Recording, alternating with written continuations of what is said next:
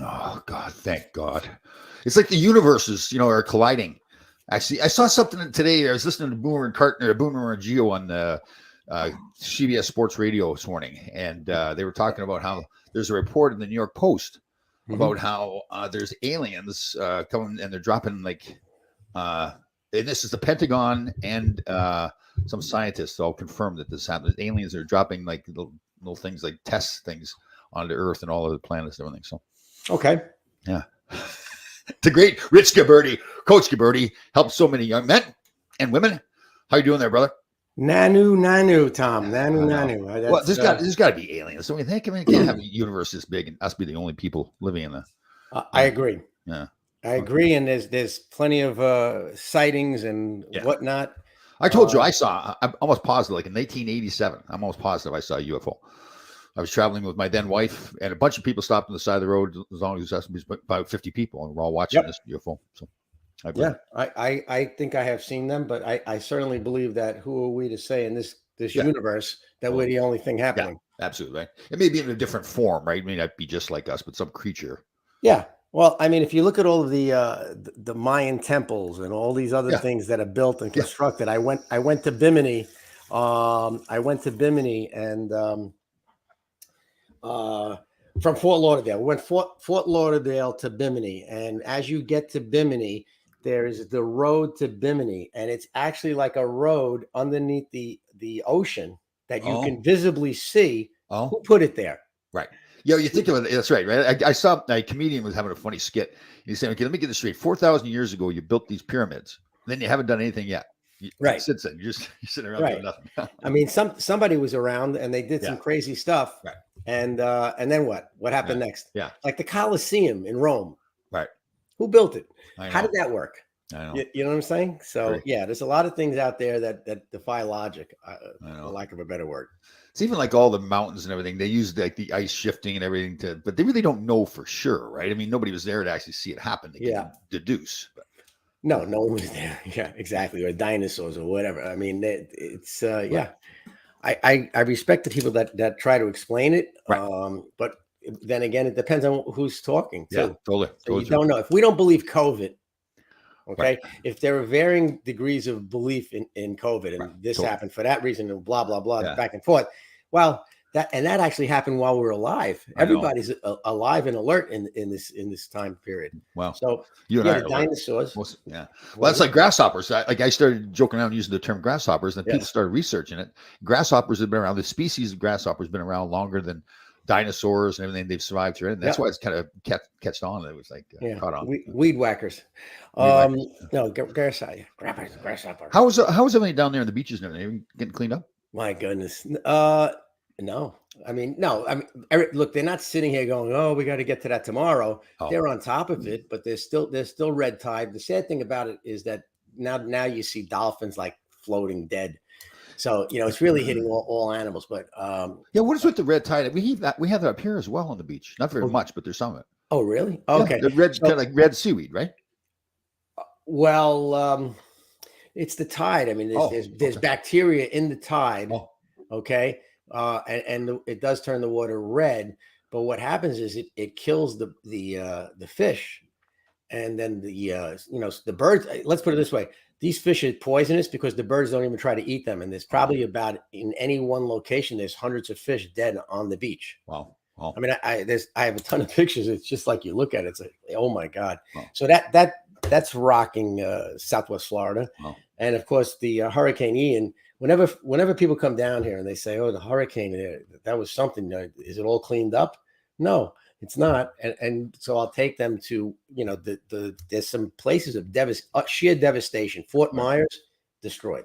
Really? So, oh yeah, I mean destroyed. I have videos on my YouTube channel of Hurricane Ian, and it gives you a real good idea because I just drove down the block Hickory in Bonita Beach Road. You take it and you drive down the beach, so you can see the beach on the left-hand side, and it's all $5 to $25 million houses, and they've been destroyed, like the first floor, because it was a 12 to 15 foot storm surge. So it's a disaster.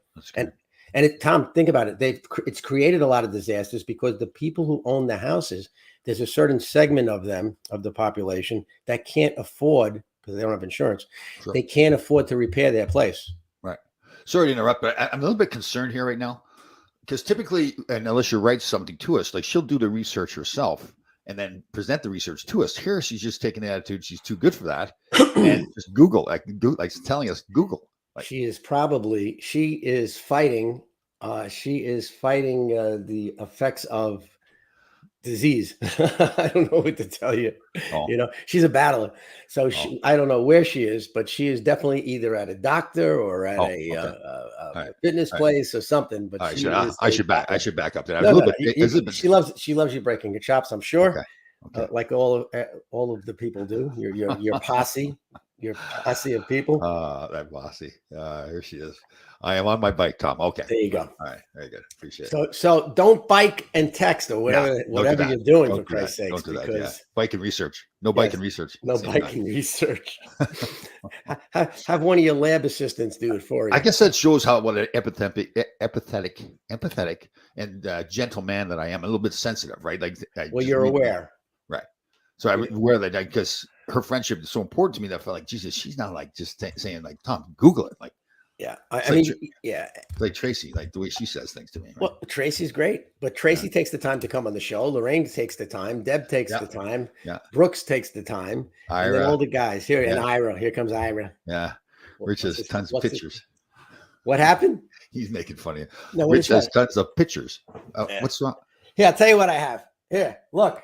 You ready? Yeah. You got one of these, Ira. This is a platinum award. And it is made out to Rich Guberti to commemorate the sale of more than, are you ready, Ira? 2 million copies of the Geffen record, Get a Grip. Nice. And you see this? I put these over my toilet bowl in my houses.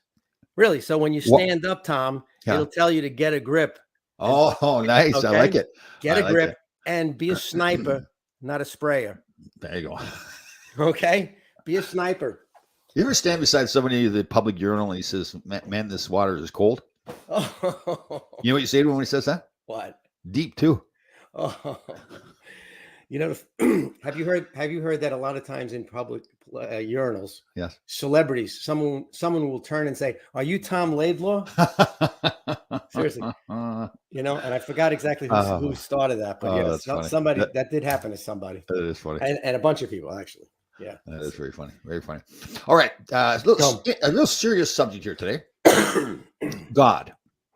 And his influence in your life. Mm-hmm. And I've been thinking a lot more about it. I've gotten more spiritual. It seems like I'm running more and more people that are very religious. Yeah.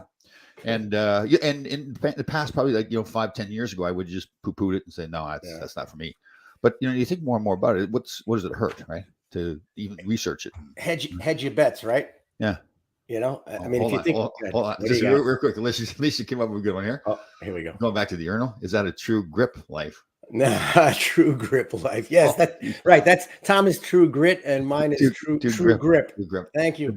So I asked you before the show. You have always been religious, right? You grew up religious, Christian. Well, I mean, yes, I grew up Catholic. I was a Catholic family, so that means that you get baptized. I don't remember that. Okay. Right. But after the baptism, you go to Catholic school and you start in kindergarten. You go up St. Clair's grades 1 to 8, and you go to church and you get confirmed and you become an altar boy. And because my father was such a tough guy and known in the rectory parish, whatever, no priest touched me. And so I escaped unscathed. And that was it. So at some point, though, you, for whatever reason, you kind of lose it as a teenager in the Bronx, and you kind of lose your way. But I always still believed in God. But a lot of times it was like at times you don't believe in him enough until you're in trouble. You understand? So they call that like a foxhole belief in God. Right. So when the bullets are flying, then it's, oh God. But when it's good times, you kind of forget what got you there. Right. Do you think you can be religious and believe in God, like, and not go to church, like not practice those kind of things, but still believe that there's a higher being? Absolutely. I think the foundation of a lot of recovery programs is to believe in a God of your own understanding. Okay. And it's just that simple, because what I try not to get involved in, I do not like when people try to push religion down anybody's throat. Sure. So if somebody is strictly spiritual and believes that the only salvation is in the Lord Jesus Christ's name, which is in Revelations, the book of Revelations, you know what?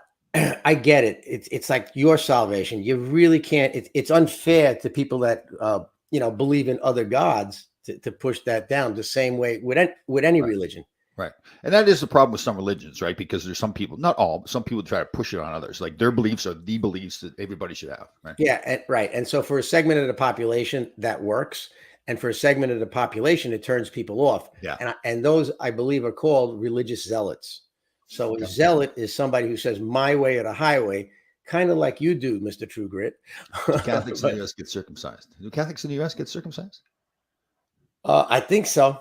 Yeah. I mean, I don't know how that works exactly, but I was too young to really deal with the trauma of that, Yeah. but yeah, it happens. Yes. Thank you. So, okay, back to your comment about me. So I kind of like have my way of doing it, but But that's good. Right. But you see, I've realized this. I met a person the other day who was saying that how religious she was. And she said, well, maybe we need to sit and talk about that. And I thought, yeah, like in the past, I would not have done that. I would have been, no, this is the way Tom Laidlaw lives his life. Right. And that's it. But I've realized I've got a lot of things to learn. You should always be learning, right? You and I have talked about that a number of times. You should always learn. Absolutely. It's good to hear other people. It's just when it's great to talk religion to somebody, right, unless they start to push it down your throat. Right. Because that's not going to work with you. I can't even get you to do cryotherapy and infrared sauna. Turn on the Gaia TV channel. Watch the Dr. Hooverman. I can't even get you to do that. Now I'm going to force you to believe in God. You understand? Right. But if we're in a car together, okay, right, and we go over a cliff, okay, and it's the time to go, I will put in a good word for you, and that's enough to get you in. It'll get you in, because remember something, what they say, and I really believe this. I told the priest this once, that it says in the Bible.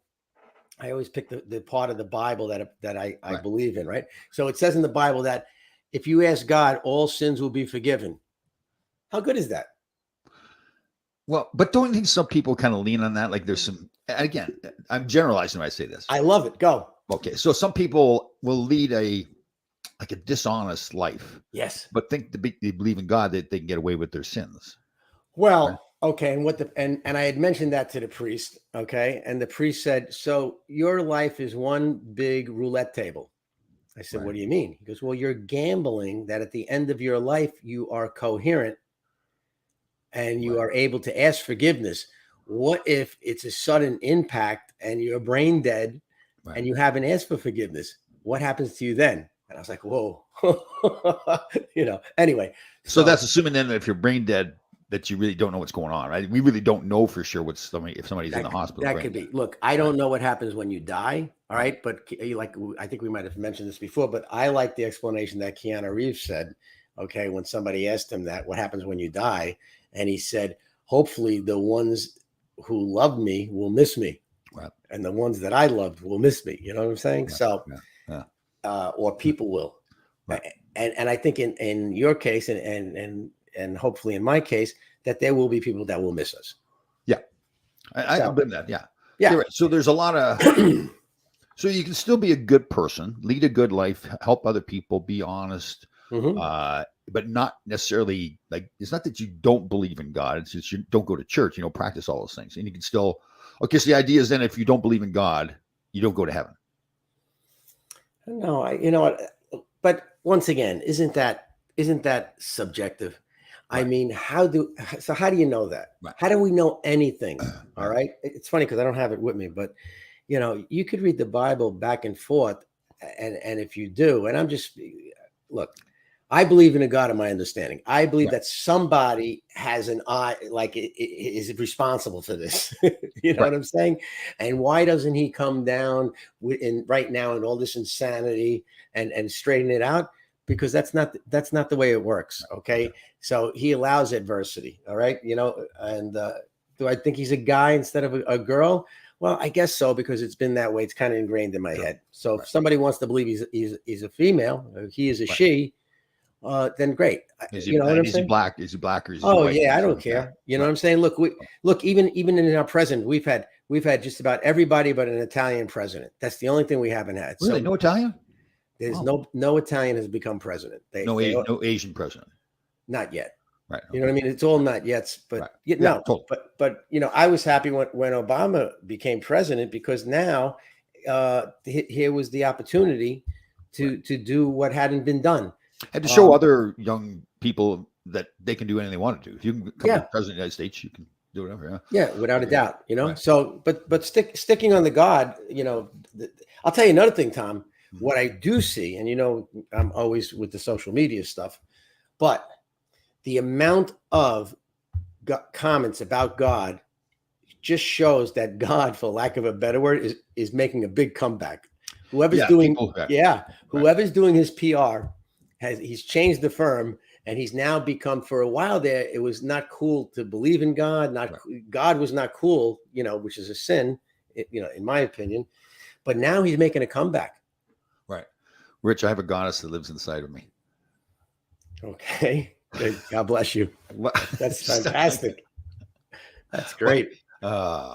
Okay. You are a magical person Right. who is on some kind of a bike. And please, if you are texting or you're the endorphins are just whatever the hell you're doing. The endorphins are flying around there. Yeah. Okay, so there's things like, and again, I don't know where I honest to God. So there's things that honest to God, see? Yeah, right. But right or wrong, it's crazy. Okay, so what is that? How might I say that? What does that mean? I'm saying honest to God. So it's I'm in saying your vocabulary. to God. So God is in your vocabulary. Okay, right. I mean, it's as simple as that. So God is in everyone's. There's the possibility of okay. So there's things like this that kind of make you wonder. The Virgin Mary, the Immaculate Conception. Okay, go ahead.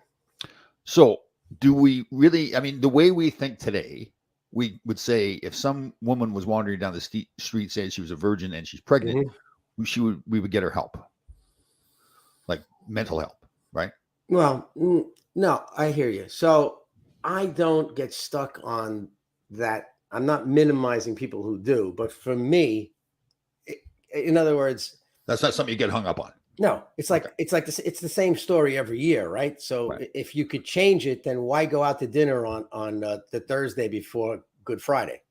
Why would he go out every year consistently with the same 12 guys? You know what I mean? And to the same restaurant. Okay. And the next day he gets killed. All right, I got you. I mean, as an Italian, that doesn't make sense to me. Right. You know, so there's a lot that doesn't make sense in the like the parting of the Red Sea and all that kind of stuff. I mean, it was a low tide, maybe. Right? Who knows? Yeah. You know, we don't know because we weren't there. And who was there? Well, some people that wrote. You know, there's a possibility. Look, there's some crazy stories out there, Tom. If you look at this, you ever hear Padre Pio? Padre Pio, no, I have not. Okay, so there is a priest, a Padre Pio, that is, you know, dead. He's a saint now. But there are stories. I'll give you one, the wildest one. There are stories that in World War II, a fighter pilot was blown out of the sky. And he was falling into a field with no parachute. And this guy, Padre Pio, caught him and saved his life.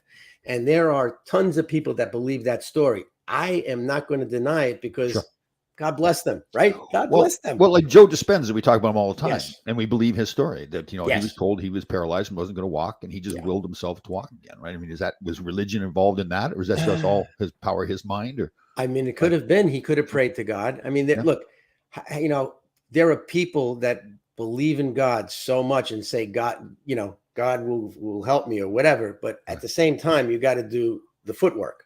Right. You got to do something. You got to do some footwork involved. Right. But I think that, look, there are tons of people that I had the opportunity a couple of times to go to a Baptist church. Right. Okay. Which basically had a bunch of poor people dressed up, and boy, it was invigorating. It's spiritual. You know what I'm saying? And it was a fantastic experience, and they couldn't be nicer.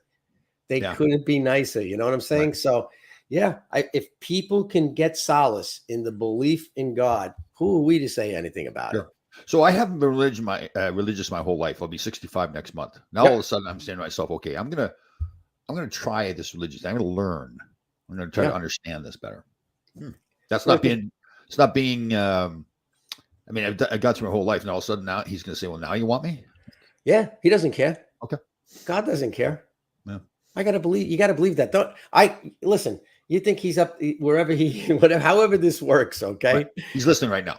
Yeah. Well, you know, he's tuned into the podcast. He doesn't click the like button or anything like that. We don't know exactly, you know, no comments, right? I've had somebody make a comment and pretend they're God. The voice of God. Actually, I was the voice of God. That's right. I forgot about that when I did the Alzheimer's walk there a couple of years ago. Oh, really? The lady that wanted me to be on board and put a team together, and she also wanted me to speak at the event. So she called me the voice of God.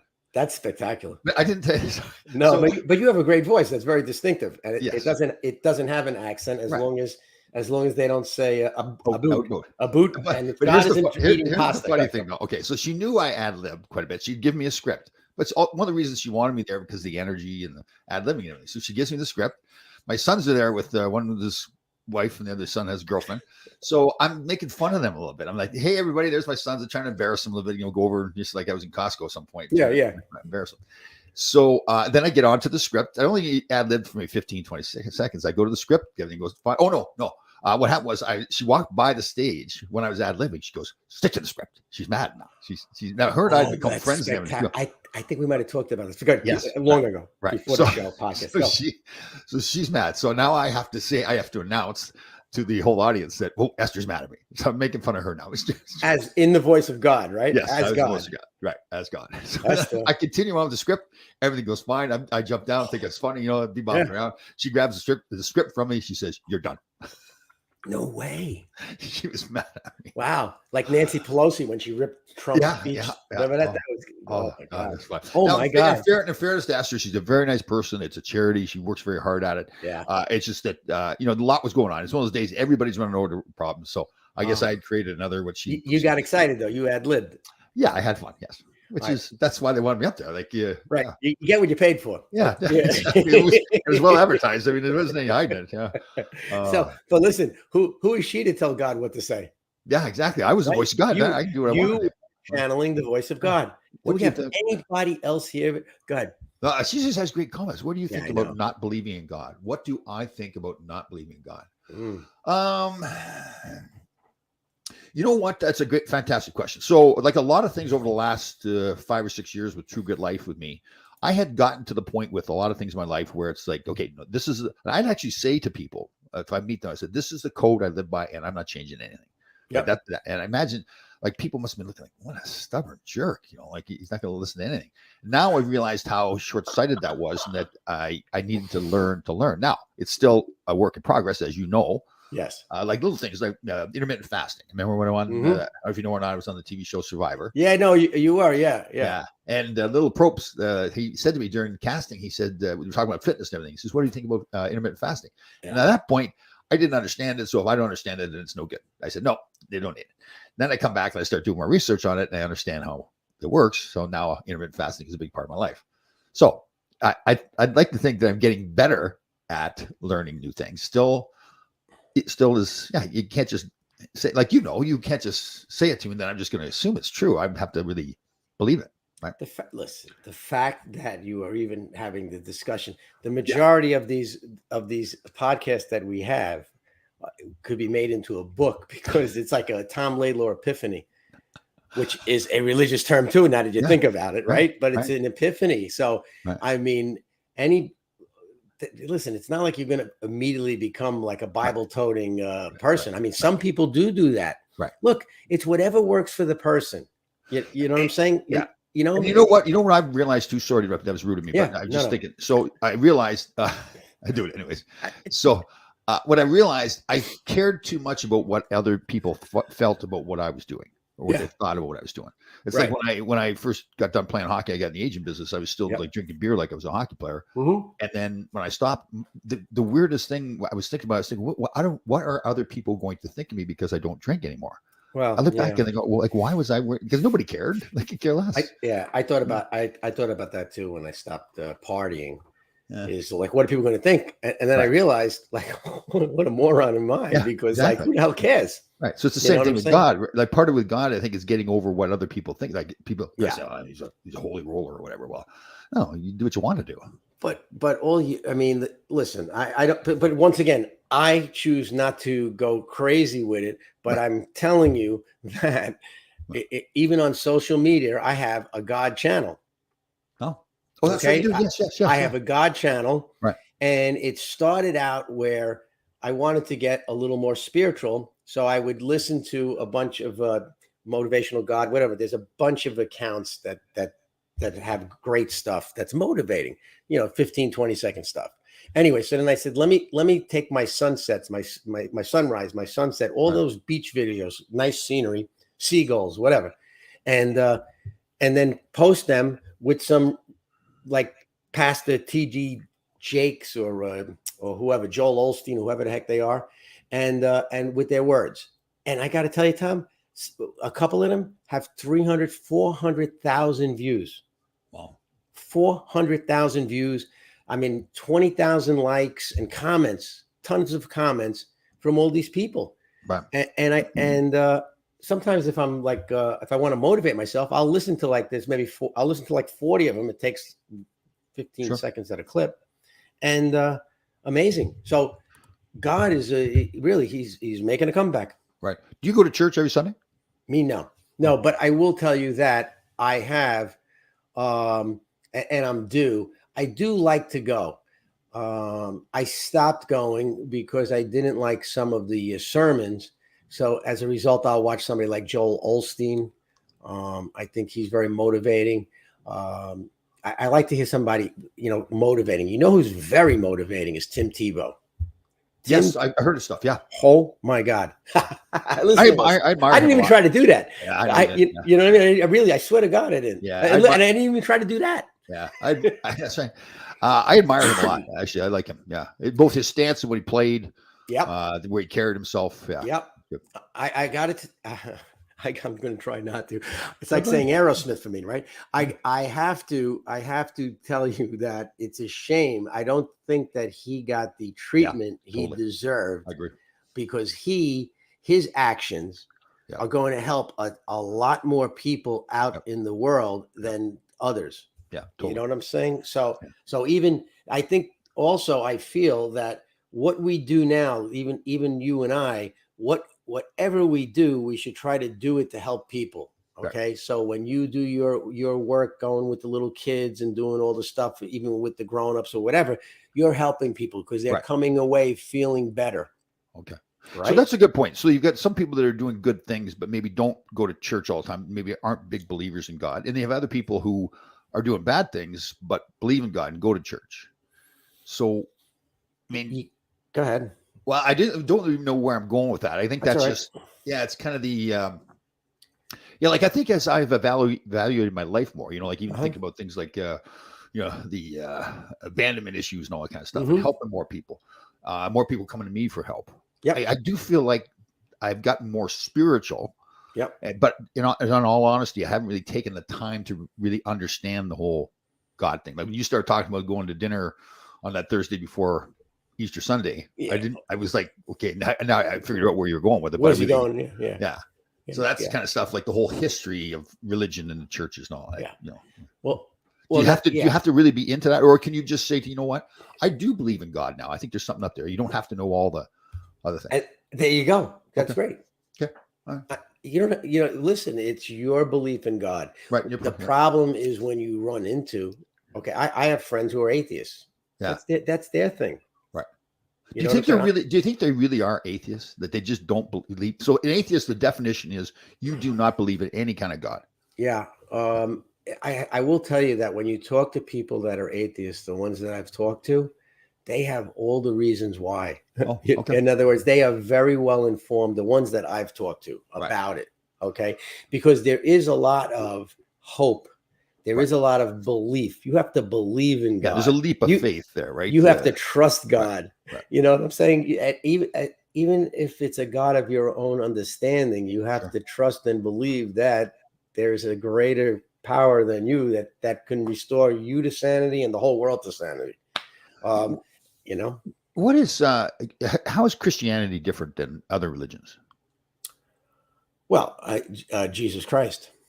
Oh, so there are other religions that will acknowledge him as a wise person, like Buddha or Gandhi or one of those, person. Okay, I'm going to show you my naivety. So did Jesus Christ come from God, or God came from Jesus Christ? Who came first? Well, that's a good question. God is the father of Jesus Oh, Christ, okay. All right. theoretically, and he's Okay. the son of Mary, the Virgin Mary, and Joseph, who was the carpenter. So, Okay. Back up on that. So God is the creator. yeah. He's the boss. Mhm. Jesus Christ came second, or no, Mary No, and Joseph. Jesus Christ is his son, and then there's the Holy Spirit, which is a bird that flies, and his identity is really not well defined in the Bible. Christian. I'm Right. sure. Yeah, I'm So is sure there that. different Bibles for different religions? Then obviously, it's like Well, Christianity. there's the Quran. There Oh, is. okay. I mean, there's all the Old Testament. There's Okay. there's a whole Wow. bunch of the Torah. Do you? And again, you don't have to really understand that. Like in your mind, would a person? Let me ask you this: a person that is Yeah. Christian, would they Mhm. be more strict with their religion than maybe you are? Would they say, like if I think I'm anybody is going to be more strict as far as regimented and dogma and all of that than me. right? Um, But that doesn't make you any less of a believer in God, though. I don't feel I am any Right. less than a believer. I know that. Look, believing in God has saved me a ton of times Sure. because it's like a conscience. Sure. Uh, So when people say God fearing, like why mhm. do you fear God? Well, I don't fear God. Okay. I really don't. I don't fear God. I fear, as we've said, as I've said on this show a number of times, ego is ease God out. So anytime that when my ego takes over for me and I think I'm better than everybody else, Right. I ease God out because me believing in God, I don't feel that way. And I'm a lot better off when I believe there's somebody other than myself controlling the results that I have. Okay. You know what I mean? Okay. You like this one? Here we go. You're gonna There's love an that. issue I may have. Yeah, Okay. yeah. So I I've hear always you. gone along believing that I control everything in my life, good and bad. Mm-hmm. So you're saying now if you believe in God, you kind of have to get rid of that theory? Is that No, not at all. But you have to realize that you can't stop certain things no matter how headstrong you are. You want some examples? well, yeah. Cancer. Yeah. Okay. You can't stop disease. You can't stop a loved one from dying. You can't stop a loved one from becoming a drug addict, an alcoholic, suicidal tendencies. Yeah. You really can't. Okay. You All can right. try. You know what I'm saying? You could try to do that stuff, Right. but you can't drag people to success. Excuse me. But at the same time, and I know what your answer is going to be, Yeah, but yeah. just to kind No. of say it, you don't want to get to the point where you just flat out say, I don't really, I'm just going to let somebody else decide for me. Right. All You right, so still have here's to have- that. Yeah, that's a great one. So how about this? There's a couple, a man and a woman, and they're on top of a roof of a house, and there's a flood. All right, Hurricane Ian has surrounded their roof, and they're about to drown. Okay, Right. so a guy comes with a boat and says, "Hop in the boat," and they say, "No, that's okay. God will save us." All right. I've heard this You, one. you know the story? Yep, Okay, yep, so comes by with a boat. I'll cut it short. Now the water is just about over their head. It's completely overtaken the roof of their house, and a helicopter drops a basket down. And they look up and they say, "No, God will save us. God will save us." So the helicopter even goes because it's going to crash. It's too windy. So now they drown. Right. They go up to heaven. They see God. They said, "God, how could you do this? You told us that you would save us." And he said, "I sent you a boat. I sent you a helicopter. What more could I do?" I've heard that. That's a good one. I like that. It's a cute one. But that's my explanation I use all the time. Okay. Anyway. Right. So yeah, it's that fine balance then of still saying, okay, I'm going to be in control of my life, but understanding that God controls other things that you can't control, right? So be in control of what you can be in control of. Well, there's a segment of there is an opinion that you can't control anything. You could only attempt to move your needle forward. In other words, you can how about this? You and I have done things in life and did our best. You've done things that you've tried as hard as heck to accomplish. Right. And it didn't work. Yes, absolutely. Yep. You know what I'm saying?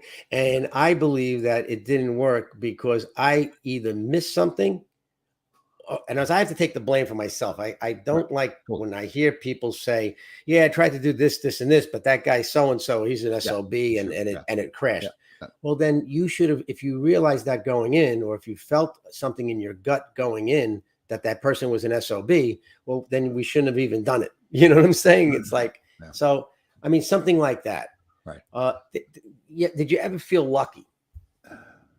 Did you ever something happen where you felt lucky? Like, oh my God, I can't believe that worked. Well, I can't believe that happened. How cool is that? What a coincidence. I've always felt that I've worked for everything that I've gotten. All right. And that's cool. But now I will tell you this. I remember one time distinctly, I was young, probably 7 or 8 years old. A neighbor had a pool, cement pool. Went to dive in the pool, dove into the shallow end like an idiot. Went head first, hit my head on the bottom of the pool. Now, to the point where I felt like, okay, am I going to be paralyzed from this? Yeah. Got up in this. I really felt like at that point, this sounds strange saying this now, but I felt at that point like there's somebody taking care of me. And that person, I choose to call God. Right. Okay. As simple as that. You know what I'm saying? Yeah. If you, whatever, and I'm sure that there's a bunch of soldiers that feel that way if they were in combat. Yeah. You know what I'm saying? But there is some stuff that that defies logic that happens to all of us. I've been in while traveling, okay, for that band that will remain nameless. Get it? That wrote "Get a Grip." You know, there were a number of times where we were in thunderstorms and we were in bad stuff a lot of times with those little Gulf Streams or Bombardiers, those small jets. And the pilot said, like, you know, buckle up. This is going to be rough, you know, but we made it. I mean, a lot of times, 4 or 5, easy. I thought how did we come up with the name Aerosmith? It was Joey Kramer, the drummer, came up with it. And it was from Aerosmith. It was an arrow, and it was some book that he was reading as a kid. So he came up with that. I mean, how they come up with any of this stuff, these artists, is really amazing. It's you know, right. Like who came up with the name Rich? Like, well, listen, that's the guy who wrote Think and Grow Rich. No, Rich is for Richard the Lionhearted, Ricardo. Where'd Richard come from? Like, who thought of all these names? Like, I don't know. As people started getting born, they said, okay, we got to think of a name for this person. You know, you asked me that the last time, how come there's 7 days and whatnot. And so after the show, I Googled it. Oh, did you? There is a good reason, but you know what? I left it alone because, you know, what am I going to do? I'm not going to change it and make it 8. This should be 8 days. You know what I mean? So there is a reason. Yeah. We understand the 24 hours, you know, because of the sun rotating and all that kind of stuff. But, But who thought of that? Who is the person who was intelligent enough way back when? Right. Way back when to say, oh, it's going to be 24 hours in a day, and there's 7 days in a week, and 365 days in a year. Right. And certain months are 30, certain months are 31. Right. It's leap years. Yeah. So, but if you Google it, I guarantee you, you know, it's going to come up. So if we had an intern sitting, you know, if Alicia wasn't riding her bike, they sent us, you know, I gotta be. We can't afford her as an intern. I said, well, I was going to be a little tough on her because that was a little bit selfish today. Like for riding the bike during the show, right? She should have been in front of the computer for us. But Diane at the studio, she was making sure that the lights and the sound was always on. You know, so you need somebody who's sharp, like Boomer. I'm sure Boomer has a Googler. Boomer. I was gonna make fun of him because he's an adult male calling himself Boomer, but it comes from his mother. I guess when he was in the womb, he lost his mother when she was young. Or he was young. So okay, you wanted to talk about, was it control? No. I'm just wondering what people do for focus. Focus. That's what I was. You know what I'm saying? Like how do you focus? Why not? You focus. You just don't answer your phone. You don't talk to anybody, and you know, so you're easy. You live in that bubble of yours and focus. True grit life. Discipline will set you free. Discipline is the key to focus. I think discipline is the key to anything for you. Yeah. Consistency, respect, discipline. Consistent discipline every day. Self-confidence, self-love. Yeah, that's right. Yeah. Humility. Kindness, gratitude. Kindness. Oh, kindness. Yeah. Oh my God. So discipline. So I think yes. Good. I just don't think so. People sometimes want to go on a diet, let's say. Yep. So they'll lead really not a disciplined life, but then they want to have discipline with their diet and their exercise. Where I try to say to them, listen, you could do it, but it's tougher to just flip that discipline switch on and off. If you wake up in the morning and you have discipline, you can always control your own discipline. I think that's when it's easier to focus on the things that you need to focus on. That's my. Yeah. Well, that's true. And that starts with a routine. Yeah. A lot of that. So having a routine, they show And who are they? Scientists. Whenever I talk about this, I gotta have another thing to talk about. But anyway, for right now, neuroscientists. All right, I'm a big fan. Neuroscientists. They study this stuff. They have focus groups. Imagine focus groups of over 2,000 people. Okay, so a routine is very beneficial to have in the morning. It gets you started, and then they suggest that you do certain things. One of them is that you turn on the lights in your house because that will set your clock. Get outside. Look at the sun first thing in the morning, no matter where you are. But take a look at the sun. Live in a bright house once it's time to wake up. Right. And get by the water. Get by the water. Well, if you can. Yeah. I mean, if you could do all of that, it's fantastic. Totally. I mean, you do that. I do that. Yeah. It makes a big difference. It makes a big difference, doesn't it? When I go out to do the 353 video, man, I am fired up. Oh my God. And it shows. Oh God. Sometimes I'll do the video and I'll post it. And I stand there at my front door outside. And it's like, I want to scream. Everybody else is sleeping. Yeah, exactly. I want to scream and everybody else is sleeping. But it's hilarious. It is. It's good. Yeah. And now that they turned the clocks, what are we ahead? Right. Spring forward. It's tough for me. But I get used to it, but it's a little later that it gets sunny. The concept about the daylight savings time. So it's daylight savings. So the theory is when they started all this was that it would have a longer day because of the day. So, supposedly, there is a concept behind it, and it had to do, I believe, with sunlight for workers. Let's say. Right. Okay.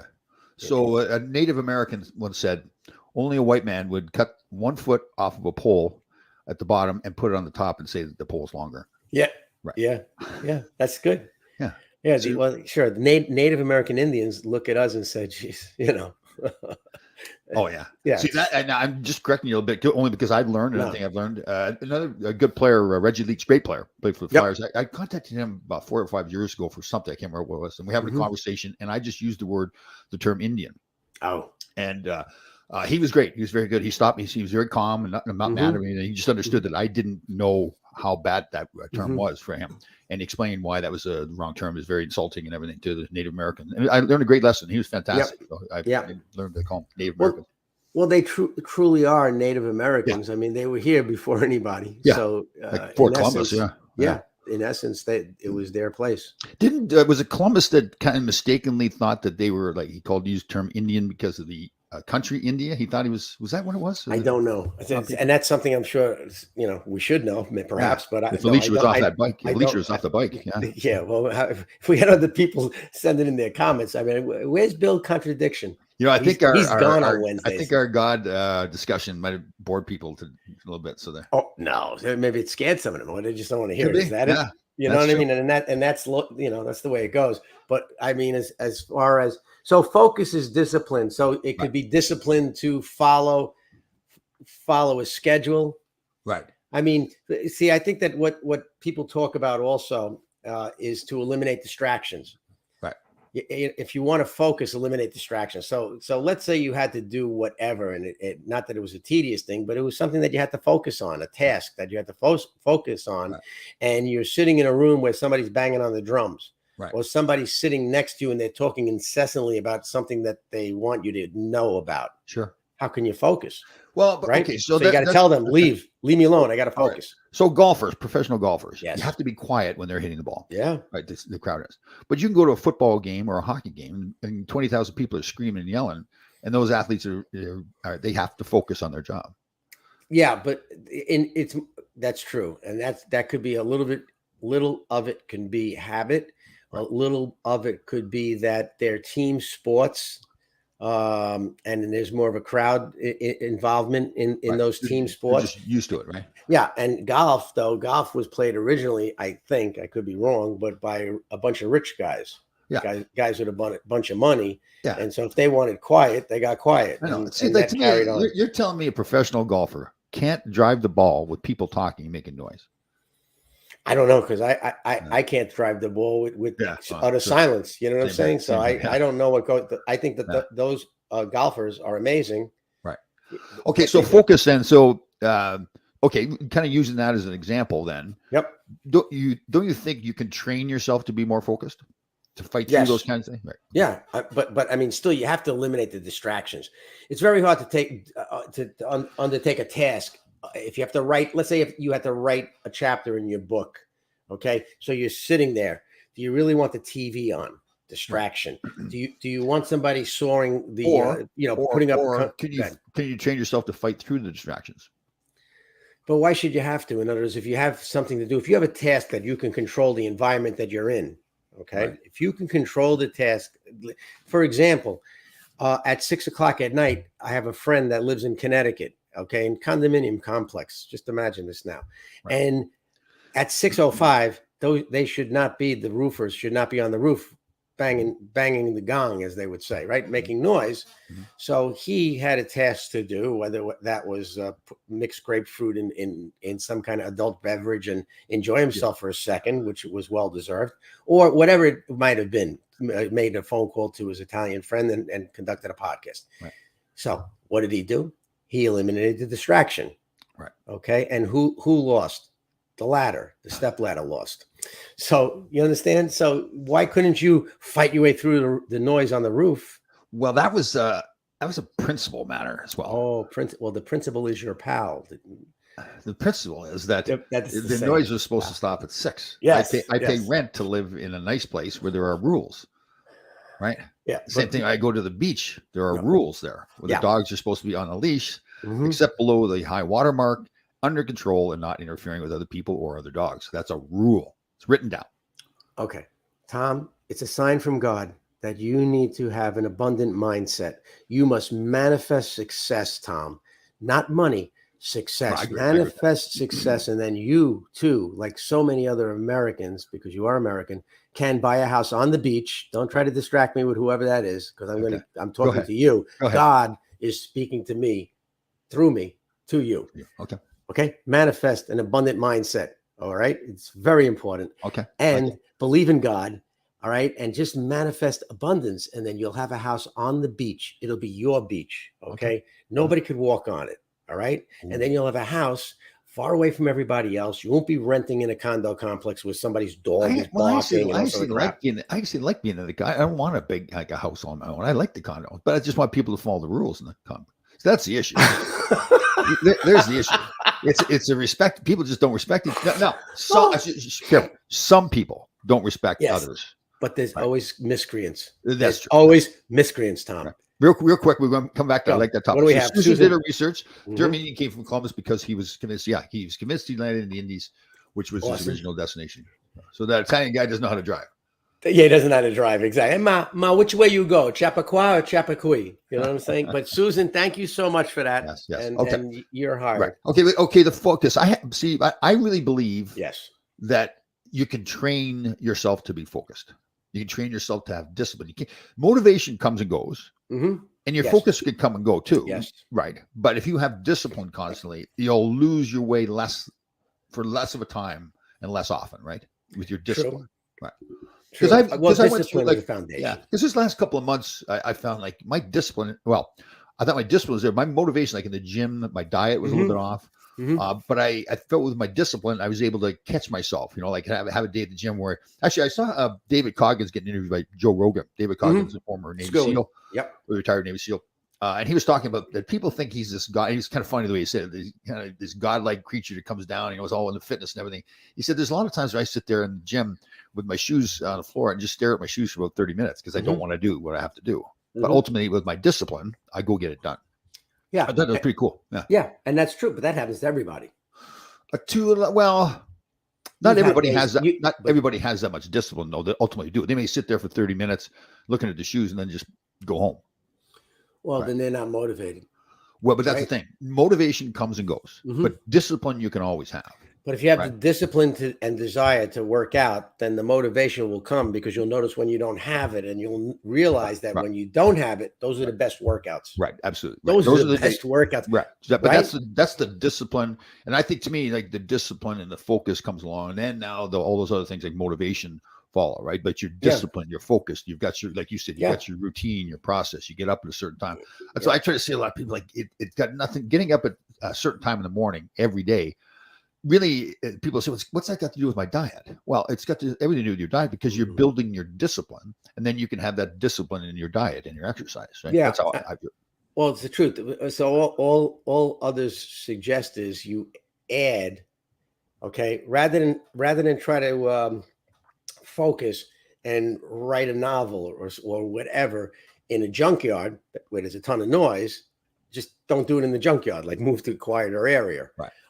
That's why a lot of people work in a library. But don't and then people have a lot of excuses though. Well, I say I couldn't do that because it was raining.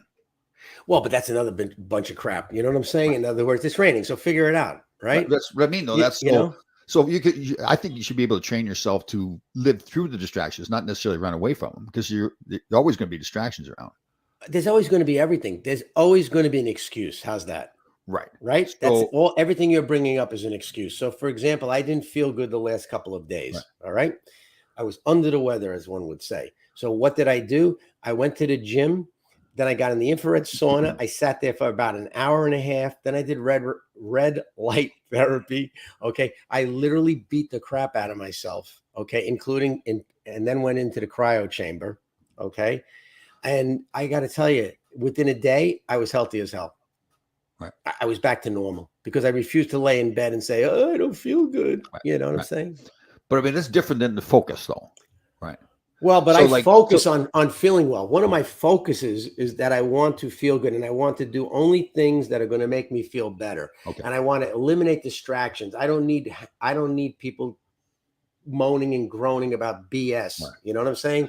You know, so I want to surround myself with people that have defeated cancer, that have dealt with adversity and have come out the other end and don't get bent out of shape because they can't find something there the right size for them, or all that little minutia shit. Okay, but the focusing, you use example of writing a book and being in around a bunch of noise. Mm-hmm. Let's say you can't go anyplace else for whatever reason. You have to stay in that place, but you have to get the book done. You can't then just say, well, I can't do the book because I can't focus because of this noise, right? You have to find a way to get it done. I'm going to attempt then to find a way to get it done. I'm going to wear headsets. I'm going to put something on and I can't hear anybody else. And that's another way to do it. So if you can't lower the noise, get some headsets. Right. You know what I mean? Even if it means me getting up and going buying a set of headsets, noise blockers or something, I'm going to do that and then come back and kill it. Right. But I guess my concern is then though that and I know you feel the same way. Maybe we're saying it differently. Yeah. My concern is that we don't have excuses though. Because there's always a way to get it done. Instead of saying, well, I couldn't write that book because there's noise and I didn't have any headsets. Well, right. So yes. And that's why you're 100% right. But eliminate distractions. If you're someplace and there's a person there who wants to talk to you, guess what? Gotcha. That's something like Ken Blanchard wrote a book, the 1 Minute Manager. Excuse me. And that was a very, very popular book. But then he wrote another book. Okay. And it's The 1 Minute Manager Meets the Monkey. And that is a great book. And what he said is that as somebody, and I've run, pretty large companies, as the person who's running the company, you're going to get employees all day who come to you. I need to see you. I need to see you. I need to see you. And then they come and they bring their problems to you. And their problem is a monkey, and they leave the monkey in your office because once they tell you the problem, it's almost like they got the expression is you got a monkey off your back, right? Okay. Yeah. And so they leave that little son of a gun, that monkey in your office. So somebody walks in with a problem. Yep. They tell you now the problem stays in that room. It doesn't leave with that employee? No, they leave it there because they feel good. They told you the problem. Okay. Right. You know what I'm saying? In other words, so yeah. And that's what happens. So by eliminating the distraction and controlling your environment and saying, no, you can't come in today. I could see you tomorrow at 11. Right. You know what I'm saying? Do something like that. You're now in control of your environment. Right. And so that's one of the things in helping you to focus. You have to help. There's no reason to, if you want to focus, but just clean up your environment. Gotcha. Tell people, listen, I needed a little quiet in here. I mean, I'm sure you haven't been shy at telling people I need to concentrate at something. Okay. You know what I'm saying?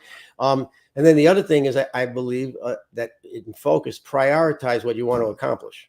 Yes. Right. Because let's say you have 10 things to do. Yep. Well, you have to, I've had more success going into the day, making a list of what I'm trying to accomplish than the times when I don't. If I just wake up, read it, and let the emails, I have to really get better at all of this. But I shouldn't wake up and the first thing I do is I'm reading my emails. Because now whoever sent me that email is intruding into my day, breaking up my routine because they have some kind of a monkey they want to leave. Because now they could send monkeys via email. It's not even coming to the office. They just send you an email. Right, totally. And the other thing is too, is what you're focusing on, right? So if you've got a big project in front of you, don't focus on that big project. Focus on the individual little task ahead of you. So write down that list. Say, okay, I want to start an agent business. Yep. Now, if I look back at it now and look at myself, I would have said, are you nuts? Like, how are you going to do that? Seriously. But I guess I'd learned again from my father and grandfather growing up that it's just, okay, don't worry about the whole field that's got to be baled. Worry about that one bale at a time. Get that one bale onto the wagon, put it where it's supposed to be. Don't look at the whole field. And that's what I've learned. So when I started the agent business, it was okay. I've got to find out who am I going to represent. Right. So now I've got to go see these guys. So I got to book a flight. I got to get a hotel. So I was lucky that I looked at it that way, and I had nobody else who was doing it. So I, especially as a hockey player, professional athlete, I'd never booked a plane before. I'd never booked a car or a hotel. Well, you lived that life. I did. Absolutely. So, absolutely. So that was funny. That is the biggest thing, though, I think, because some people look at that big task and they go, "Oh man, that's impossible to do. I can't do that." Well, sure you can. Just do that one step at a time. And it truly is for what it's a logistical thing. And Deb, who watches the show all the time, and she does logistics, and you have to start. You have to put in priority. You have to prioritize your tasks. Okay, that's really one of the things that's important. Okay, eat the elephant one bite at a time. Yes. Yeah, eat the elephant. That's right. Yep. Okay. Okay. So prioritize your tasks. Yeah. So one of the things when I started the agent business, I read. He started IMG and ultimately worked for him too. Mark McCormick. McCormick. So he had books, things they don't teach you at the Harvard Business School, things they still don't teach you at Harvard Business School, 100% solution, 110% solution, all these things. Good stuff. And one of the things he said was when you're writing down your list, and I don't think you're saying this, but make sure you don't prioritize in a way that you leave the hard things at the bottom of the list. Just do the things that need to be no matter they're hard or easy. Don't sort them that way. Sort them in order where they need to get done. So you're not now avoiding the harder ones down the road. If it's a hard one that's number 2, then do it number 2. Yeah. Well, it's like what things you need to accomplish the task. It's like when you put a tour together, you need to find out what plane you're using. You need to find out the transportation companies that are going to pick you up and take you to the various places you're going to go. You need a hotel chain. Okay. You know what I'm saying? And then you need a show rider. There's all kinds of things that you have to do before you don't just say, okay, tomorrow, let me see, we got to go to Columbus. Let me figure it out. It's all figured out in advance.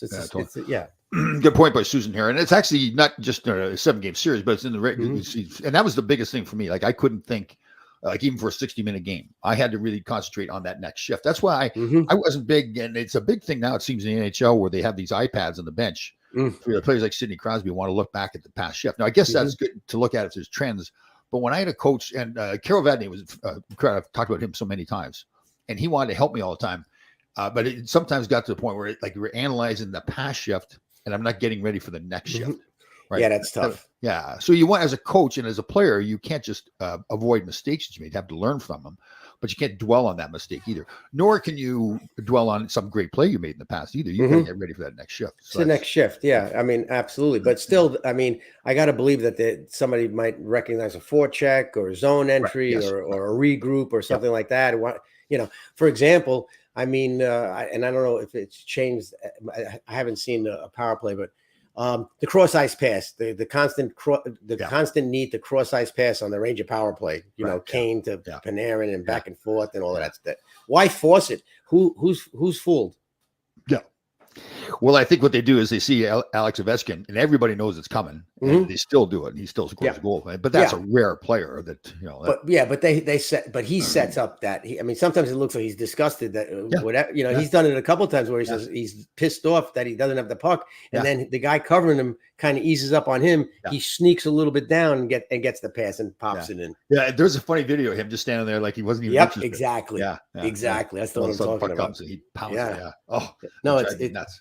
It's good stuff. Yeah, watching the pro game lately, I mean, it is just all skill and do whatever. If you could take the puck and go down the length of the ice and dangle everybody on the ice on the other team and score, great. We'll give it a shot. Go for it. Well, that's the thing with as people would have that sometimes they complain about the Ranger team, for example. Yeah. Well, the Ranger team is designed to have a fantastic goalie, which they have. Mhm. And then there are a bunch of guys that can go with the puck and score goals. That's it. I mean, Yeah. like the whole defensive game, they say all the time how the Rangers give up all these chances. Well, yeah, Yeah. but that's the way they're designed. Yeah. Yeah, but that's what happened even last night against Ottawa. I mean, it's like, oh my God. Yeah. So this is a famous scene. Was this? I think it was 2 years ago, Susan, or last year. Famously, I think they were up. I can't remember where they were. And Kreider and Zibanejad had become good friends. And Zibanejad apparently gets pretty hard on himself. I guess he missed something or whatever, and he was looking at it on the iPad. And Kreider grabbed the iPad, threw it away. Like, yeah, we talked about that. That's a great scene. And Brady, Brady's done that also. Yeah, Tom Brady. Yeah, you know. So yeah, the iPads are like endangered species on okay. the bench of pro athletes because they're not paying for them. I would not like. I guess like you said, if there's a trend going on or something, you need to see it. That's fine. But yeah, I mean, watching it, I would have gone nuts with those iPads. The thing that drives me nuts is some of the coaches when they say, you know, your skate should be this way, turn your skate this way, turn your skate that way, turn your stick, hold your stick this way and that way, and well, especially with little kids too, right? I mean, I wish the biggest thing was too many coaches. It's just let them have a passion for the game. That's the first thing they should develop. You know, this have a passion for the game. All of those are things you'll learn and you skate your way. And, Yep. But I think I'll tell you what, I think the Junior Ranger clinics that you guys do, and I was part of them up until I escaped to Florida. Right. You know, and I miss those times because it was a lot of fun. I mean, the things we did and that you're doing with the Rangers is a great time. But what do? You let them have fun. Yeah. And you teach them more about the life lessons they're going to get from it too. The understanding that, listen, you are going to fail. You're going to make mistakes out here. Yeah. That's a fact of life. It's a fact of life. It's a fact of the game. Yeah. And it's important what you do after it. And when the kids are looking at you, like, because you're not talking about like a 2-line pass or whatever it is, or a power play. You're talking about have fun. Life. Yeah. I mean, we'll get you. Listen, it can get annoying soon enough. You know what I'm saying? But get them into the game. Get them to love the game. Yeah. You know, and then my hope is, it's funny because we're doing these clinics and it's you, me, or whoever, and then you get some guy who's like, you know, like, come on, let's go. Like they start somebody, and you look at the guy like, dude, calm down. Yeah. Okay. Kids are 7 years old. They've been in school all day long. People tell them what to do. Let them have a good time. I'll come walking up to you and I'll go, woo, you know, like scream the big, and they're looking at me like, what? Come on, come on, get in this game. Come on, let's go. So once you get them going on that, then they're pretty funny that they want to do it all the time. I'll never forget. I was on, just real quick. I'm at Playland and I'm doing one of those big clinics, and I think maybe you were there, but bunch of guys were out there, you know, helping out and leading zones. Anyway, there's a girl, and all she was looking at the ceiling. This little girl, and I said, "What are you doing?" She goes, "Coach, look, a squirrel." And I'm saying to myself, "Oh, this poor kid isn't." She's what the hell's going on here, right? I look up, sure enough, there's a squirrel in the rafters. Oh, is that right? That's funny. Oh, those kids are funny sometimes. Yeah, they're cute. When I get a kid, you know, just out there having fun. Yeah, you don't stop them. Like, and I get why coaches feel like they need to, you know, coach discipline. They're little kids like that, especially when there's somebody like us out there that is not like a regular coach. So we're distracting them. We're having fun. Have a good time. Oh, totally. Yeah. We didn't do all the drills. We didn't, Tom, Rich, we didn't do all the drills. We still had 3 drills left. Oh no. Sorry. Oops. God is going to see us. Yes, we report only to God. That's another nice thing to say to the lady who gets mad at you with the script, to say, God is going to take care of me. You know, I'm representing I answer only to God.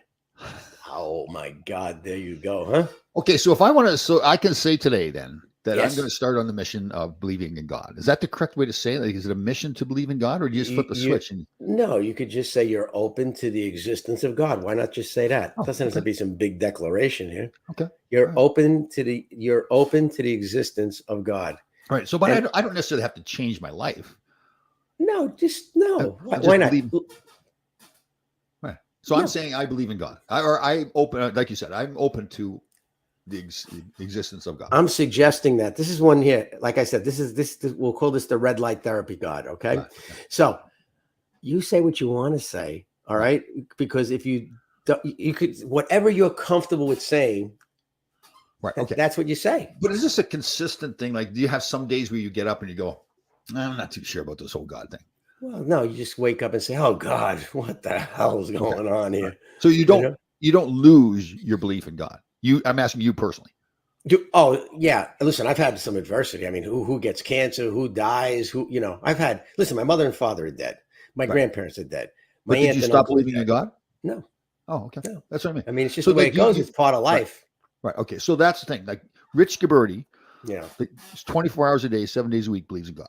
I believe. Yeah, Okay. absolutely. And I believe though that God has saved me to this point. Okay. Could have been a lot worse. My belief in God has helped me tremendously throughout my life. Okay, but I hear that, and I'm not Right. disagreeing with it. How No. has it helped? Like you believing in something, how's that helped your life?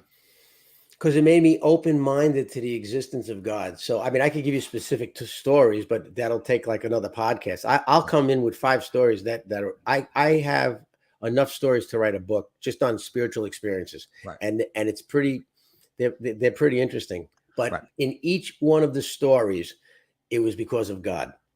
Right. Okay, so now I'm saying this for argument's sake. You could break Okay. my chops. Go ahead. No. I'm I honor only it. saying. So I've made it to almost 65 years old without believing in God. Okay. So, and I love my life. I've accomplished a lot of things. Yeah. And if I believed in God during that time, how would my life be different? We don't know. Maybe this is what. In other words, here's the deal. But look, the past is gone. Right. It happened. Right. Right. We have to learn from the past. Yes. Okay. We made some mistakes. Whether we could have another podcast on mistakes, and I will try to walk you through this. But we have made some mistakes, you and I. Oh yeah. Okay. So now all of our best intentions and our worst thoughts and actions, we're on a podcast together right now today. Right. And that's the best it's going to be today because that's what happened. Now, if you want to, okay, I'm going to leave here and I'm going to keep God in my mind. Hopefully you'll leave here and think a little bit about the possibility that there is a power greater than yourself. Okay.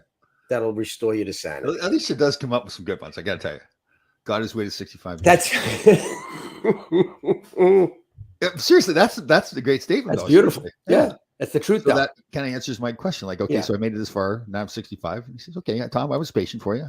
Very succinctly, she puts it. And if it was either her with me or you with her, this podcast would probably wrap up in about 18 minutes. Oh yeah, totally. Yeah, because it's all one-liners and they make sense. And there's a lot of people like that out there.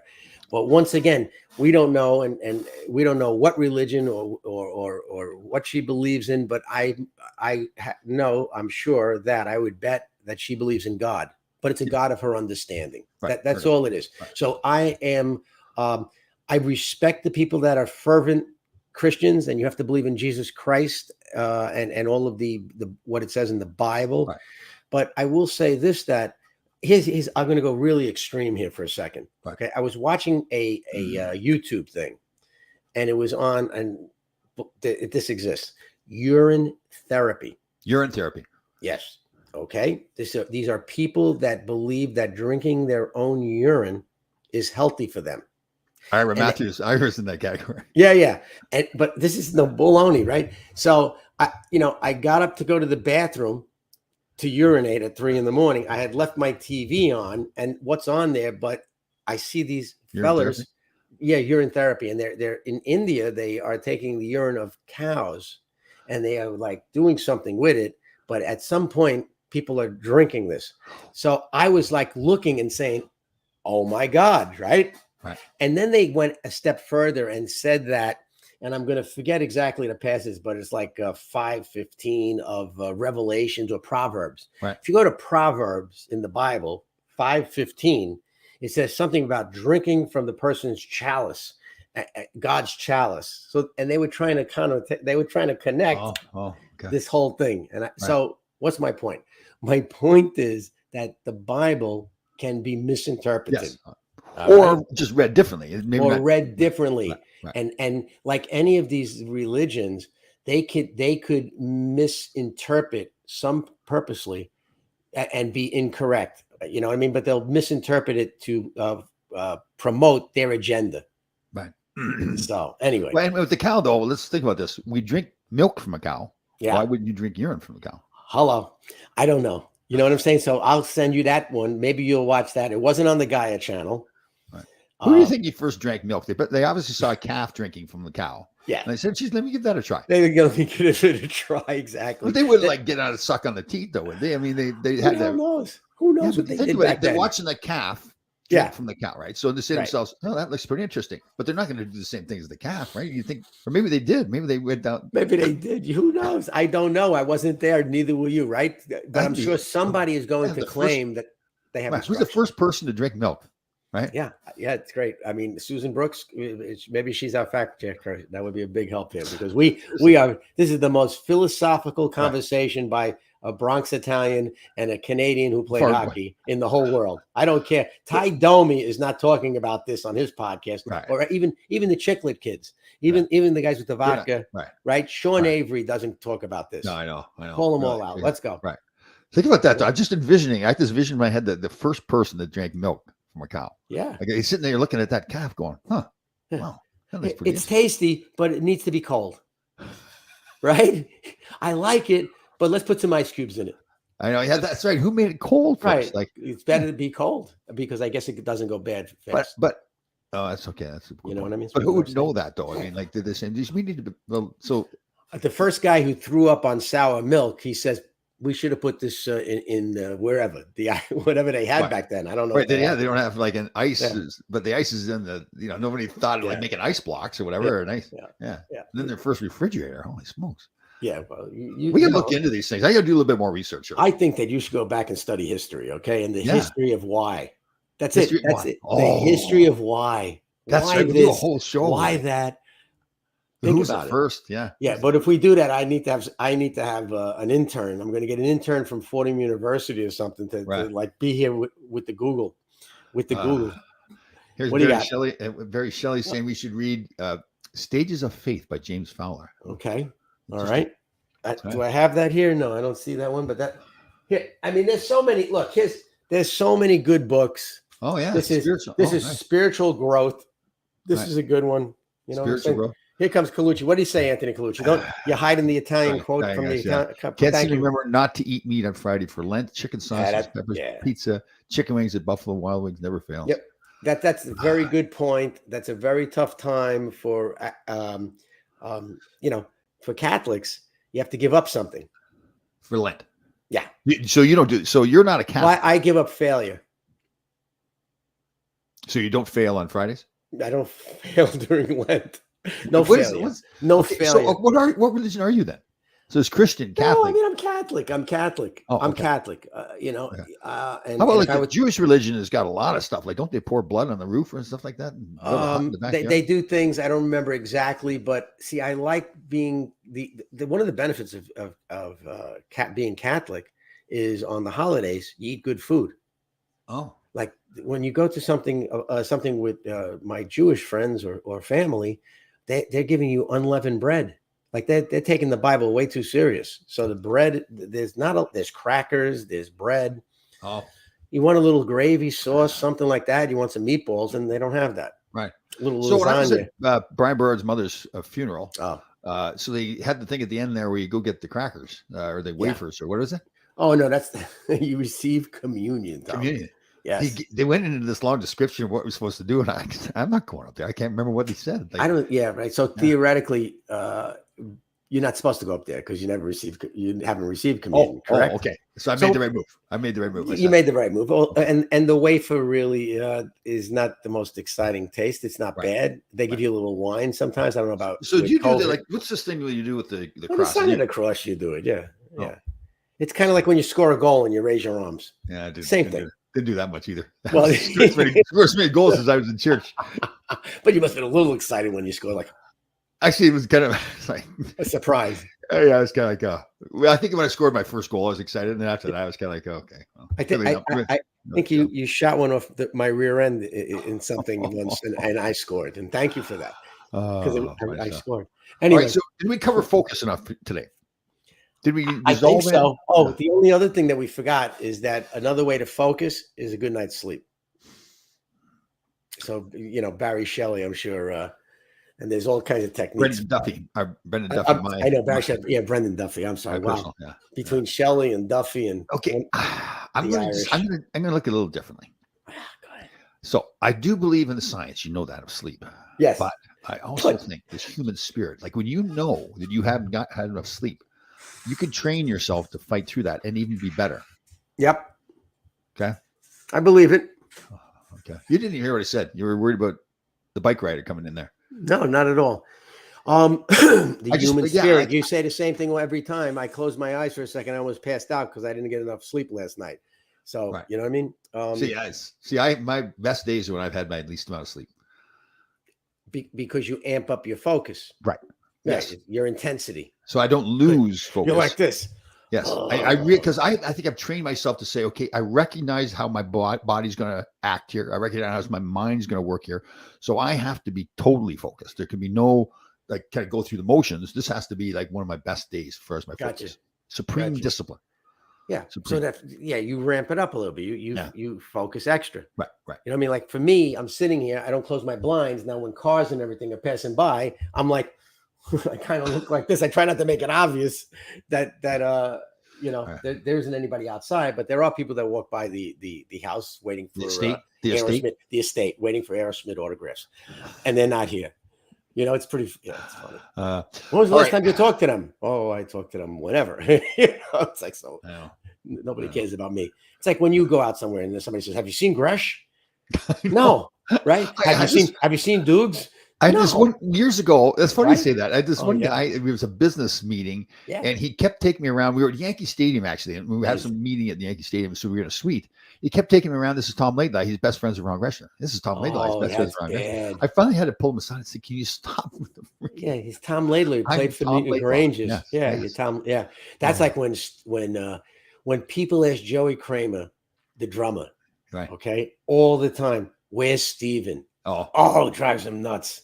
Everybody wants to see Steven. yeah, totally. You know what I mean? So where's Steven? Oh my God. I know. Oh, Yeah, because I've just gotten so used to my whole career was like that, where I could walk it. A lot of times I'd walk in a Madison Square Garden and they would say, "Is that Dave Maloney? Is that Don Maloney?" well, yeah, whatever. Yeah. I Well, get I used mean, to that. yeah, but people know. Listen, people know who you are. Yeah. I mean, the majority of them, and it's cool. Good for you. Totally. It is. All right, that was a good show. Seriously, I probably may not have been entertaining as far as humor as some of our shows have been, but the God discussion was very interesting. I enjoyed that. I think when we first started doing these, bottom line is we wanted to talk about some stuff that was motivating and outside the box, and we continue to do that. And once in a while we break into humor, and we could do that at any time also. So Does God got a sense of humor? jeez, I gotta believe so. Look at where we are. Yeah, no kidding. Look at what's going on nowadays. It's pretty funny. Yeah, but he's not sitting up there laughing at this stuff. He's probably I think he might be. Really? Oh yeah, yeah. I mean, listen, pot is organic. He might be sitting there going, "Look at that." Yeah, like what are these idiots doing? Right. Look at that. I give you this and you turn it into that. You morons, right? But so okay, go ahead. He never gets mad about it though. Like, Go ahead. Really? So he never gets mad at what we're doing. Maybe when there's thunder, huh? Who knows? It'd be pretty funny. I don't think he worries about the minutia. I don't. Right. I think that maybe it's nice when players, if they have success, say thank God. Right. There are players like that, like Tim Tebow and things of that nature. I enjoy that a great deal. But no, I don't. I don't think about it as minutia. I don't think about it as succinctly as all of that. So he's not looking at each individual person doing each individual thing, each individual day. No, maybe he has like some fact checkers up there. Maybe everybody's assigned an angel, right? There's a lot of people that believe that. Everybody's assigned an angel, and they report back. What great old movie was that Christmas movie? Oh, It's a Wonderful Life. When they ring the bell. That's a great movie. That's a great movie. Yeah. Listen, I'll tell you what's really, the George Burns movies, Oh God. Yeah. Those are kind of cool. Yeah. Cool. George Burns, God bless him, he was a funny guy. Right. It is interesting in the military. They really turn to God a lot too. They pray a lot before they're about to die at any time, right? When you're working in the military, especially if you're out there in the field, I mean, there's no joke. But what? But okay, then what I'm getting hung up on a little bit. So you're going out into battle, and you have a good chance you're going to die. Yeah. So you pray to God. Mm-hmm. Who are you going to pray to? The president? But why do you pray at all, though? Is my point. Because you have to have some kind of faith that there's something going on here. I mean, But if I don't right now, but I don't. If I was to go to battle right now or before this conversation, I wouldn't have prayed. Nothing would have changed. I wouldn't pray. Well, but when they're in battle, it gives them something. Okay, so you're looking for an extra zing, extra motivation, something like that, and so that many But people if find motivation in saying, "Oh, God, but please if look you're over not us, look over us." obviously if you're not a believer though, then there's Well, then nothing. you must be motivating yourself some other way. Who Yeah, knows? You know what yeah, I'm saying? So, yeah. that's all. It's Like, just, it's not a bad thing to oh no, have I agree. Right, somebody, some power greater than myself. right. That's what I believe in. Yeah. You know what I'm saying? And it's not a bad thing. And there's a ton of things to read about it. And I get Yeah. motivation from it. I get motivation from listening to a lot of these guys. Listen, I'll send you something from Joel Osteen. It's Is he the motivating. guy with the big church? Well, there's a lot of guys with a big church. You know what I'm saying? But yes, he has a big church in Houston, Right. and a number of my friends are friendly with him. Oh, Does that mean that they've donated to him? I'm sure that they have, not maybe as much money as one would think, but so yeah. see, It's good. that's the one issue with me, the tie-in with money in some of these churches and these guys, how rich they get. See, Okay. yeah. I mean, I'm not Yeah. saying they have to live like paupers, but at the same time, like they're making a lot of money, these guys. Huh? Yeah, I don't focus on that. If they're doing something that's really completely illegal, I think that that's not good. If they are telling you to be good and they're screwing around with Right. girls and this and that, mistresses or Right. whatever, and that has happened obviously because it's the same percentage. It's a sickness, and they're involved in that. So they're not God on earth or anything like that, Right. but they feel that they are speaking on his behalf. Right. Because they know so much, or they get a calling or a feeling. Yeah. So I'm not going to go at the same time to the same, like if I believed in this guy and thought he had a very spiritual message, and then I come to find out that he's full of baloney, because Right. he's doing this and this illegally. Well, that's a different story. Right? So that doesn't change your belief in God, though. Right. No, Right. no, because then you're just looking for something. Then you're just looking for an out. Right. See, I can't live that way anyway, because that's not a healthy way to live, where you're Right. constantly looking at, our society constantly looks at people who can motivate others, and they look and say, is he for real? Is like Tim Tebow. Okay. Yeah. Is he for real? Is that really him? Or does he just say, well, when he gets home, he goes, honey, we fooled him again. Right. Well, that's why I thought it was so interesting with David Coggins, where he, people have this vision of him that he just gets up in the morning and runs 100 miles every day. Right. He said, listen, I'm just like everybody else. Like he said, I sit there and I look at my shoes for 30 minutes, not wanting to do what I have to do, but I ultimately go do it. Yeah.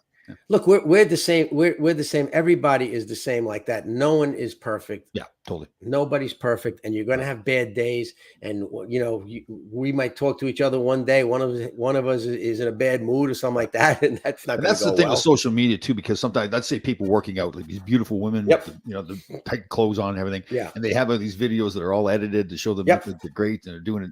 Well, they're edited, right? Your workout isn't always what that video. Even I posted a video today to be working out. I posted the best stuff I had. I didn't want to post the worst stuff. Yeah. Right. Well, you know what though? If you have a day that where it's not going good, that's great. I bet you if you have a day where you're having a tough time and you say it on a video, you're going to get more views than you ever imagined. Totally. Yeah, I did that one time where I was I do the Bosu ball upside down. Yeah, and it's good for your core exercises. And one day I had a hard time getting on. And I said, I need to show this. Yes. So show myself falling off 3 or 4 times, because that is reality. So you're right. It'll help other people realize, okay, he doesn't just jump up on that thing. He does it. He falls off sometimes. Yeah. I did a Bosu ball video the other day, and I channeled like Rocky's trainer. Oh yeah. Right. Yeah. And my friend was throwing me lines, and I was answering it.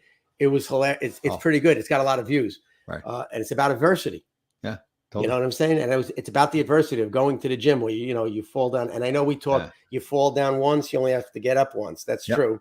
But you know what? It's in the Bible. In the Bible is and it's so funny because guess what? God sent me the passage because I was wondering where it was. And I opened up the Bible. I actually went to get the Bible for 2 things. I opened the Bible and it was there. I think it's like you fall down 7 times, you get up 8. It's in the book of Revelations. Or oh, really? That's where it came from. Well, it's in the Bible. I don't know if that's where it came. It might have come before that. Who knows? But so that's what I did in this video on the Bosu ball upside down. And I have a 12-pound ball, a 12-pound, this big 12-pound ball, not the ones that you could throw and it comes back. It's a softer one. Right. And I have it and I keep going up, right? You get up, you fall down 4 times. There it goes. Fall down 4 times, you get up 5. Fall down 7 times. So the Bible is inaccurate then. Why? Well, you don't have to get up 5 times. You fall down 4 times. The story is this. There may be a situation. I know it's fall down once. You have to get up once, right? Right. Yes. Okay. But some people that are hearing this might say that I've fallen down a lot of times and I've gotten back up. How many times have you fallen down? Well, there was this, and this. Next thing you know, you see that you fell up 7 times and you got up 8. And that's the genesis of it. Fall down. You understand? No. So it just doesn't make sense. If you fall down 7, and to be standing up again, you just got to get up 7. Oh my God! But seriously, no, I'm being very serious when I say this. I know you are. Listen, I'm not laughing. I know you are. It's not even possible to get up 8 times. You have to get up the first time, right? You have to get up. Yeah. So now you're up. You're falling down. So you're up. No, even before you fall down, you have to get up. No, you can't. We're not born standing. Yeah, but it's not about being born. It's not about being born. It's just fall down. It's all metaphoric. That's inaccurate. It's metaphoric though. Metaphor is not accurate at times. I don't think. Somebody answer that question. Here's my concern with it though. Here's another case of somebody trying to make a bigger deal about something that isn't. It's not that hard of a task. Fall down 1 time, get up 1. Right. Is that what you're trying to say? It's not that big of a task. Yeah. It's really because you're making it into a bigger task. It's right. No, because it hasn't happened yet. So what we're saying is that you're going to make mistakes. Right. So you get up when you make a mistake. Every time you get up, you make a mistake. Don't make it a bigger deal than it really is. That way, if you're looking back, though, you may have fallen down 7 times. And get up 7. Oh. No, but my point is, though, it's another case where we're trying to make it into a bigger deal than it really is. But you're the one making it into a bigger deal. It says it in the Bible. The statement is making it. See, the Bible's making it into a bigger deal than it really is. Just get up. The Bible might make a lot of stuff. There's a lot of making it bigger than it may have been in the Bible. Oh, okay. All right. Think about that. You just talked about it. The Red Sea parts. Was it bigger than that? Might have been a drought in your mind. Who knows? Yeah, okay. The plague might have been COVID back then. Right. They're making it something else. How many times have one fallen down at one time? Oh my God. All right. Thank you. So I have a headache. The point is, though, you fall down the one time. How many times do you have to get up to be standing up? Twice. Hey, Father Gaberti. Do you know I played the Monsignor in kindergarten? I'm going to call you Monsignor from now on. No. I think whatever. But I played the Monsignor. I'll find a picture of that. Good. I'm the Monsignor. All right. Good show, everybody. Let's make sure we remember 988 is that mental health hotline. Hotline. We're helping each other as much as possible. Even if you don't know people on the street, you see somebody that looks like they're in need, go approach them and help them. And you know what? I'm going to put a lot of thought into this God thing. Very interesting show. Anybody going through a tough time, please, okay, if you can, believe in God, okay, be spiritual. If not, that's okay too. Then talk to one of your friends. Talk to someone you can talk to. And if you don't have anybody to talk to, talk to Alicia. Talk to Alicia or talk to Deb or talk to. We missed a lot of people today. Lorraine, Tracy wasn't here. Lorraine was not here. We're chasing them away. But anyway, so just take it easy and at the very least, make it for next week. Don't do anything until next week and see us again. Yeah, definitely. All right, good to see you. Thanks, Tom. Bye, buddy.